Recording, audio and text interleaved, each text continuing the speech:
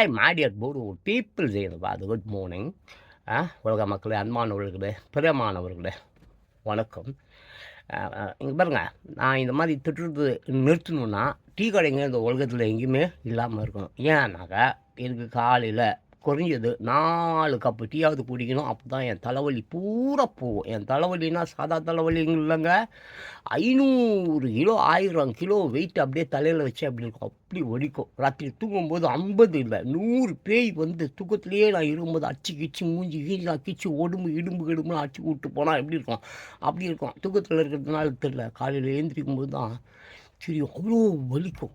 ஏங்க 50 100 பேய் வந்து அமுகுது, அடிக்குது, குத்துதுன்னா எப்படிங்க இருக்கும்? அவ்வளோ வலிக்கும். அப்போ போய் நான் டீ குடிச்சு தான் ஆகணும். நான் டீ கடைக்கு போனால் கண்டென்ட் எடுத்து தான் ஆகணும். அப்போ டீ கடை இல்லைன்னா நான் அவங்கள குறை சொல்ல முடியாது. ஏன்னா டீ கடையில் தான் ஒருத்தவங்க சொல்கிறான், சார் இந்த உலகத்தில் எங்கேயுமே சார் சிட்டி உள்ளார வந்து வடிகால் அமைப்புகள் சரியில்லை. ஏன்னா அவங்க எப்போ செஞ்சுருக்கணுமா, சிட்டின்னு ஒன்று தோன்றும் பொழுதே அதை பண்ணியிருக்கணுமா. அதாவது சிட்டின்னு ஒன்று உருவாகுது இல்லை, அப்போது முதல்ல என்ன பண்ணணுமா, வடிகால் தான் ஃபஸ்ட்டு அமைக்கணுமா. Super matter. எப்படின்னா, இப்போ தம்பி நீ ஒரு வீடு கட்டுற, நான் வாங்கிட்டேன், அதை வாங்கிட்டேன், இது வாங்கிட்டேன். ஃபஸ்ட்டு என்ன பண்ணுவேன், ஏதோ பூமி பூஜை ஜோஷியக்கார திருட்டு ராஸ்கல் சொல்கிறத கேட்டுட்டு ஃபஸ்ட்டு காவா தானே பண்ணுவேன். தண்ணி ஓடுறதுக்கு தண்ணி ஓடி காவாயில் போய் சேரணும்.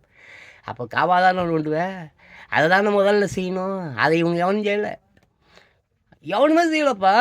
அம்மாப்பா அந்த நேருவும் காந்தியும் அம்பேத்கரை கையில் வச்சுக்கின்னு அப்படியே வெள்ளைக்காரன் தானே காவா பக்கிங்க அது லொட்டு எல்லா காவாயும் அவர்கள் வெட்டினார்கள். இவர்கள் குப்பையை கொட்டி கொட்டி கொட்டி தூர் வாராமல் இன்றைக்கி மொத்த சிட்டியிலையும் இன்னும் 1000 ஆட்சி வந்தாலும் சரி வடிகால் மாற்று சுத்தமாக கிடையாது. தண்ணி இனிப்பா 2வது மாடி 3வது மாடி 5வது மாடி 10வது மாடியில் போய் தங்கிக்க என்ன, இல்லைன்னா கண்டிப்பாக வெள்ளத்தில் தான் போவேன். கடல் உள்ளே தான் போவோம். 4 பேர் வெனிஸ் நகரெல்லாம் போய்ப்பார், கடலில் தான் இருக்கும். தாய்லாண்டெலாம் போய்ப்பார், கடலில் தான் குடியிருக்கிறான். அதனால தம்பிங்களா, முதல்ல வெடிகால் வேணும்னா நீ ஒரு வீடு வாங்குறன்னா ஃபஸ்ட்டு காவா நோண்டு. எல்லா தமிழ்நாட்டில் இருக்கிற எல்லா சிட்டிலையும் தண்ணி போகாது. எப்பேற்பட்ட ஆட்சி வந்தாலும் வெள்ளம் அங்கே தான் இருக்கும். ஏன்னா எல்லா காவாயும் புறம்போக்கு லேண்ட்லேயும் ஊட கட்டிட்டானுங்க. தண்ணி கடலுக்கு போகாது.